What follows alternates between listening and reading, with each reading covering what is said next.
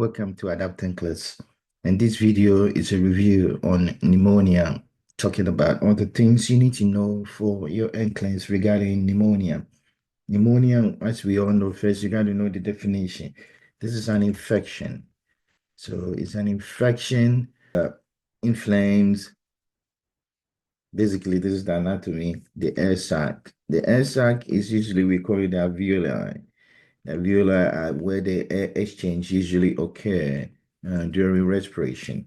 Um, and it can occur in one lung or both lung. And if that happens, we call it unilobar. So if you see this kind of question, unilobar or bilobar pneumonia, that means two lobes or one lobe, right? Then what happened? The alveoli, which is the air sac where the exchange cake may fill with fluid. This is the key thing that happens with pneumonia all parts. So infection, or there's just fluid that can get out of the lung itself. And this causes difficulty with gas exchange. That's why pathophysiologically you see changes in terms of yeah, saturation. So this is the key concept you got to understand that it's an infection of the air sacs, alveoli itself. It can involve both two lung or one lung. And what happens? The lung get filled with fluid, and then these affect exchange of fluid. You have to know the types of pneumonia out there. I use PNA, that is the common symbol we use for pneumonia. There's if you read textbooks or if you study, sometimes you come across this, we call it community acquired. That means you get it from the community, pneumonia. And they will say CAP, basically. It means you acquire outside, you're just outside the hospital, right? You can get sick outside of a healthcare facility, basically setting. That's all. Treatment is the same, maybe in terms of what you need to do. Antibiotic, but antibiotic choice changes. We have hospital acquired, as the name say. Pneumonia, you get it from being in a hospital. That's all. So, and usually the symbol is HP. And when did that happen? This has to occur within 48 hours, right? 48 hours after hospital admission. If you come in 24 hours and you get pneumonia after being admitted, it's mostly community acquired. But if you get admitted to the hospital after 48 hours, then we consider hospital acquired. We can have aspiration too. Somebody aspirated, aspiration pneumonia. Um, and as you can see, either you inhale inhalation of probably food particle or fluid, liquid, or put liquid, or maybe the patient vomit. Then the next one is VAP, Ventilator-Associated Pneumonia. So if the patient is intubated, just because you're intubated doesn't mean you get pneumonia. As soon as you get intubated, after 48 hours, if you develop pneumonia after 48 hours of intubation, if you had signs and symptoms of pneumonia, we call it ventilator-associated pneumonia. So what are the risk factors your board want to know? Sometimes they'll give you a case study. You can see, oh, this patient has all the signs and symptoms and risk factors that can lead to pneumonia. What do you think? Think about it. The number one, this is number one, age. So the younger and older. So extreme of age. So the older patient, very young, newborn, yeah. And then the older patient, all because they're immunocompromised, the system is not, I mean, either older patient system doesn't work anymore or younger patient is not developing. So they are the most common people with who can get so extreme of age, younger, very, very young, and very, very older. The next one is people with chronic disease. Example, if you have COPD, right, or diabetes, they're more likely to get pneumonia. Smoking, so this is a irritant. It's also a bad problem. And then immobility, if you don't move around, right? If you don't move around, prolonged immobility or on prolonged um, duration on bed, right? Prolonged bed rest is also a problem. If immunocompromised, like I told you, immunosuppression, example is like patient with HIV. They get really bad pneumonia. Or if you get chemotherapy, you're immunocompromised. These are risk factors. If they list a bunch of risk factors, I want you to pay, these are the key ones. Or if you have recent upper respiratory infection, you're more likely to get and another pneumonia on top of it. So these are key risk factors. Well, you have to know signs and symptoms. We keep on saying pneumonia. How uh, uh, how do I know this patient has pneumonia, right? Signs and symptoms. These are the things your board will ask you. Is to select or apply. So how would I know this patient has pneumonia? Well, it's in the lung. They're going to have lung symptoms. Don't worry about it. Don't overthink it. It's the lung. This is where the problem is. It's going to, I told you, the lung is filled with fluid and pus, where it will like to come out. So you can have productive. That means they're coughing, but there's no fluid coming out. So mucus. So this is like mucus coming out. They're coughing mucus. It can be green, yellow, or it can be non-productive cough, non-productive. So that means they're coughing and nothing is coming out, right? You've seen somebody have upper respiratory infection. Some people cough, something come out. Some people cough, nothing come out. So those are the key. Productive or non-productive. The productive is the common one, which is you get mucus, greenish discharge, sputum, right? The sputum. This is basically the sputum that they're coughing out. Um, and as the lung get filled with fluid, as I told you, there will be problem with exchange. So they will have dyspnea, gas exchange. This is what they call shortness of breath, right? And then as they start having shortness of breath, they start to breathe faster, tachypnea. So you don't have to memorize. You see, start breathing, your respiratory rate goes up. And then when you listen to them, the fluid, you can hear it crackles. So you get crackles or rhonchi. Um, on when you listen on the side of the on the affected side, right? And then if it gets severe, they'll start having paralytic chest pain, right? Sharp wasting pain when they take inspiration as the lung rub around. So this is what we call paralytic really chest pain, and it's the sharp west which worsens with inspiration. So that's what happens. Paralytic chest pain. These are common signs and symptoms. There'll be more, but these are enough. I mean, this is the most common. You have reproductive call, you have dyspnea, and you may have fever, as you can see. You have temperature, you have chills, um, and it depend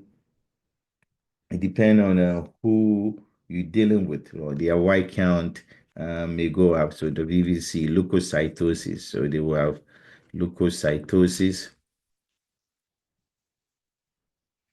Um, and then if the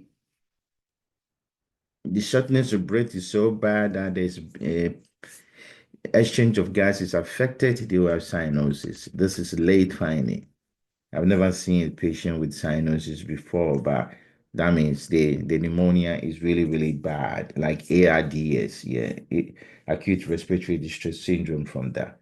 Um, there is some patients that you have to know your board may give it to you when they give you pneumonia question. Like I told you, elderly patient, they may just come in with confusion, sepsis. So this is like because they're so severe or altered, and mental status. Pay attention. Anytime they give you elderly patient with altered mental status or confusion, it may be pneumonia, it may be UTI. They always that may be only symptoms, right?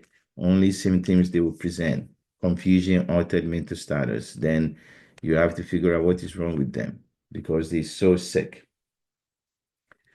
Well, how would you make a diagnosis? The diagnostic aspect of it in the case they will give you. So, diagnostic, by all means, you need a chest X-ray, right? You see the chest X-ray, which will show some what we call consolidation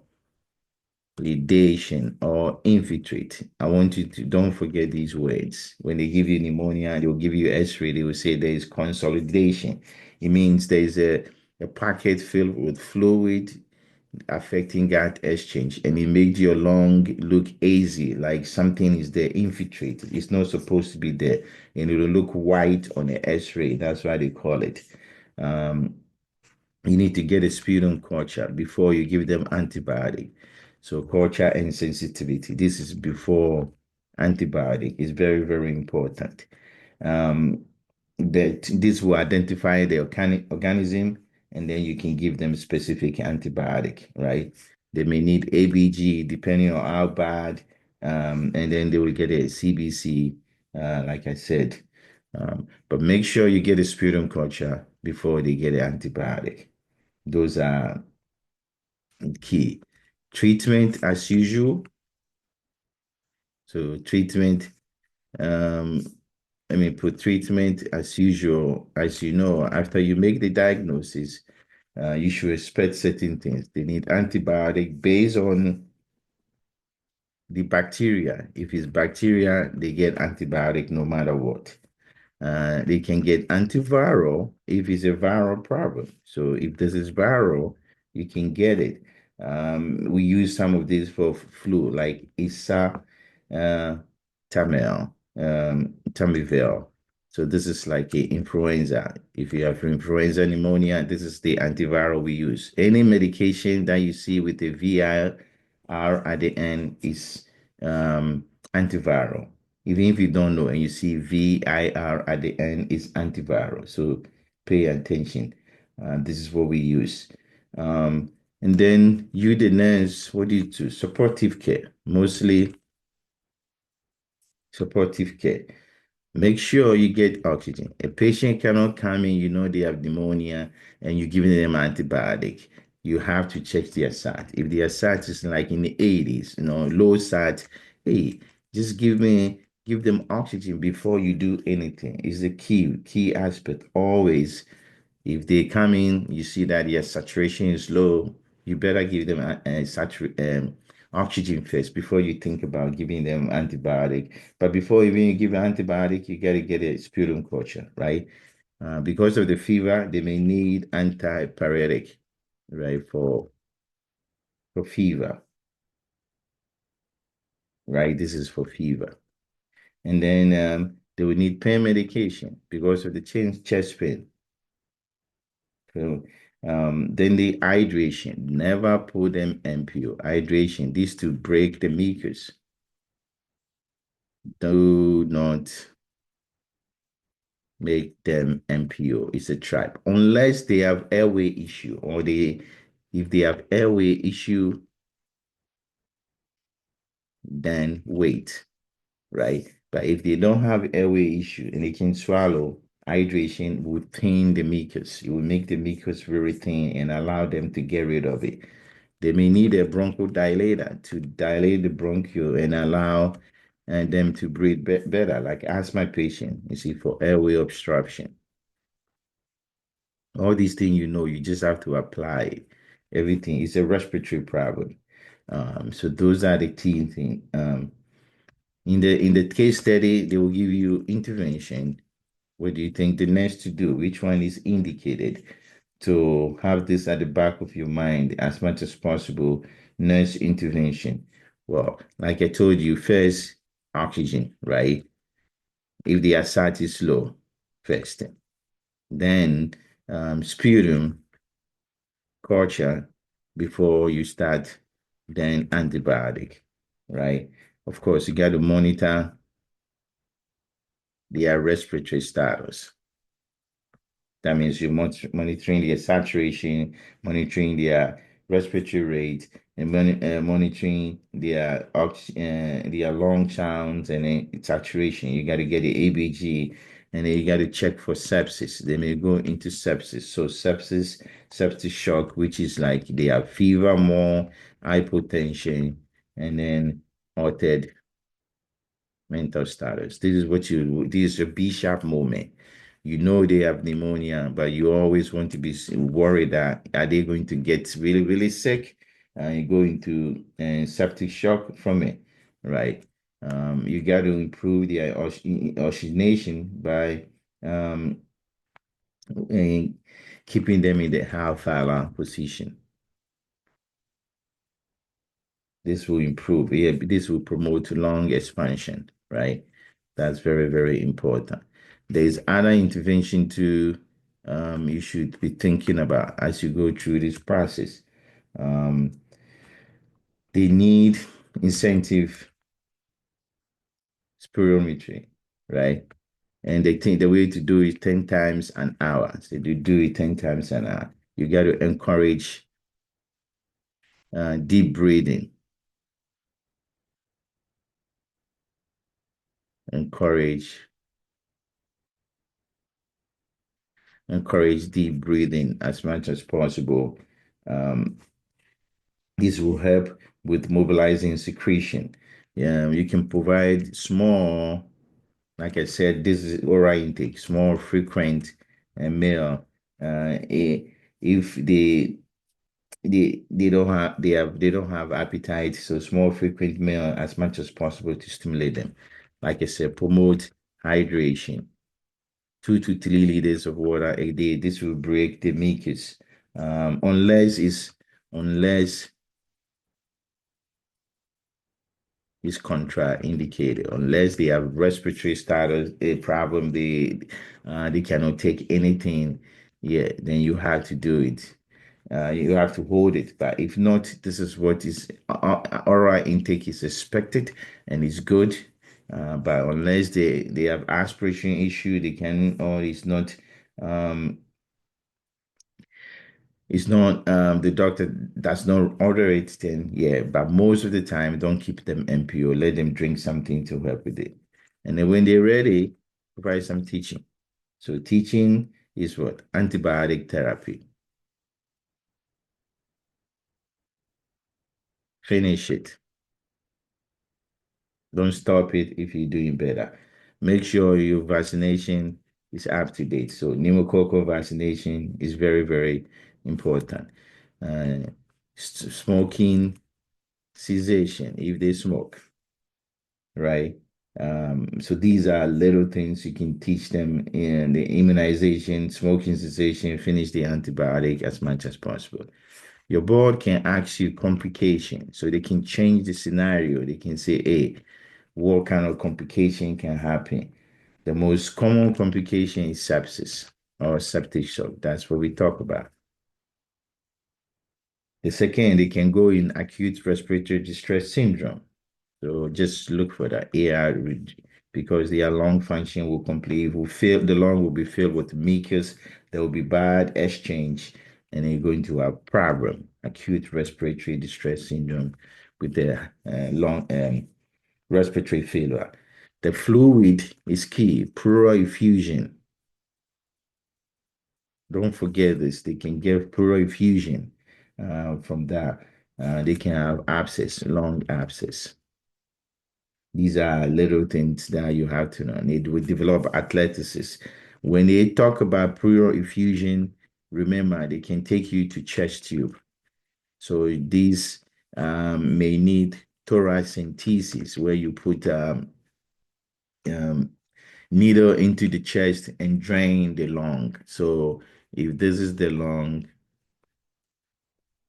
like that, and you have the chest wall, and they have pneumonia here, and they develop effusion, they can develop effusion here like that. Pleural effusion, you may have to put a needle to drain it. This is what we call thoracentesis. And they may ask you, what position do you place this patient during thoracentesis upright so that the fluid can be on the dependent position and they can sit on a table and lay down, but most likely upright. So when they up like that, the fluid will be here and you'll be able to remove it easily. After the procedure,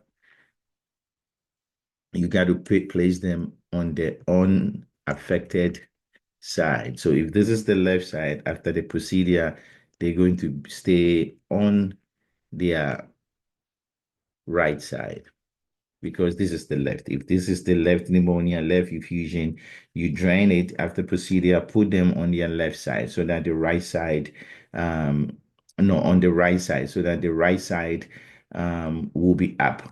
So unaffected side down as they recover from it. So these are some of the things you should pay attention to when they come to NCLEX. Is very, very important. These are the little things they want you to know as much as possible. There's nothing to it. When they give you a case, keep on thinking about these key concepts in terms of management as much as possible, and then the patient will be fine. So once again, this is key concepts related to pneumonia. For example, if I say a patient with pneumonia who has a saturation of 88 percent, for what would you do first? Right? 88, he come in 88%. You have to give them oxygen before even thinking about drawing culture, giving them antibiotic, anything like that. But this is the summary of pneumonia, what you need to do, what you need to learn about, and are the key concepts. And the complication, teaching, intervention, treatment, diagnostic, and what your board may ask you. Don't forget complication leading to pleural effusion. Now you may have to drain it. You put the chest tube in. This is the end of it. Thank you very much for watching. Take care of yourself and bye.